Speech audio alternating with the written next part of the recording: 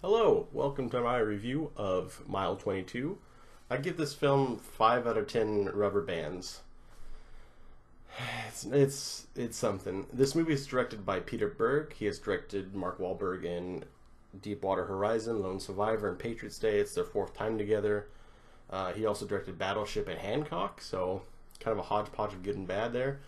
We all know Wahlberg from Transformers or maybe his older stuff like the other guys.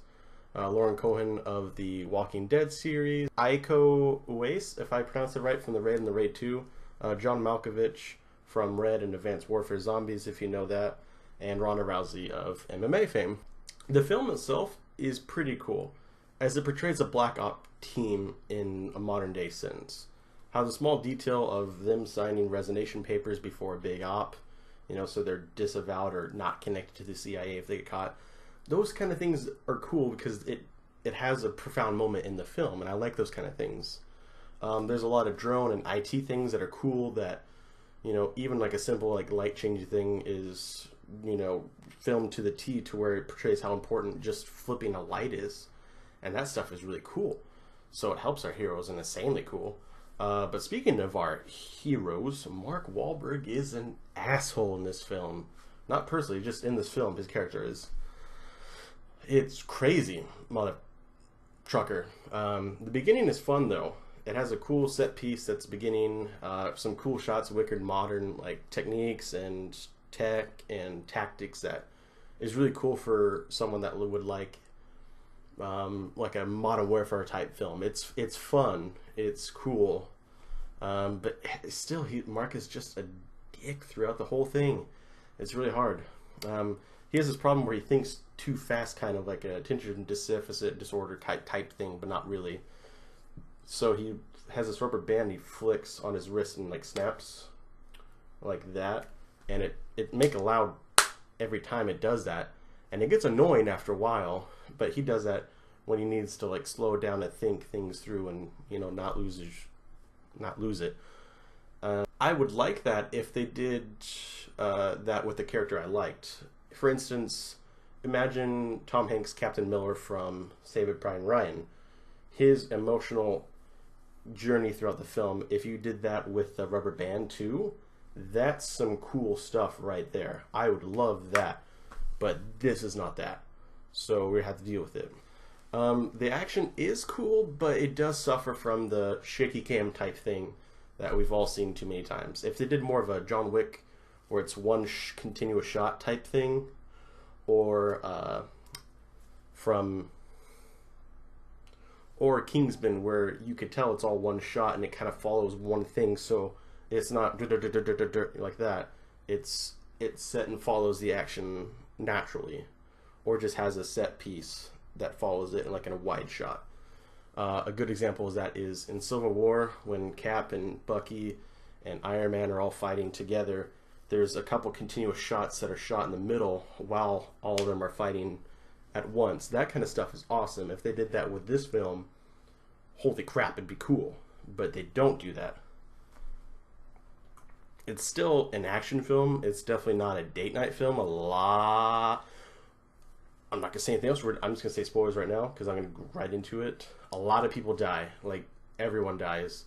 You have this cool team. Rhonda, Lauren, Mark, all that jazz. Malkovich, they're all good guys. But everyone dies except for Wahlberg's character, and he's the most unlikable one out of all of them.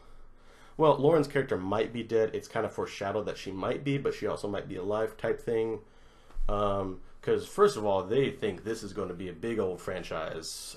Movies, like 2 more at least, and then a TV show on like a web series. Who knows if that's going to be fruition. According to my research, it's only made $17 million in 3,500 theaters. It only debuted with 13.6, and the budget was $50 million. Maybe it was poor timing going against Crazy Rich Asians and a couple other films that are still in theaters. Like, holy crap, Incredibles 2 is still in theaters, people. If I have a choice between go seeing Incredibles 2 again and Mile 22, I'd go see Incredibles 2 without a doubt.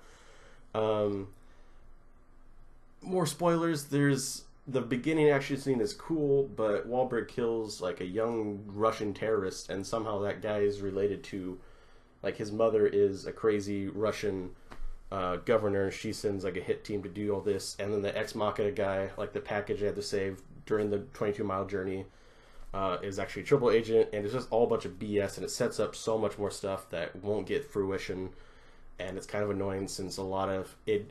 You think the film's going to wrap up everything very quickly, but it doesn't. It just unravels very quickly. It gives you so many different things that happen in directions that it's just a hodgepodge, and it's just, here's everything we could do for the sequel, and we're probably not going to do that, so it kind of sucks. All in all, it has some good moments. It's hard to review because I do like some of it, but other parts I just really don't. It's hard to place, and so I'm just going to give it a 5 out of 10.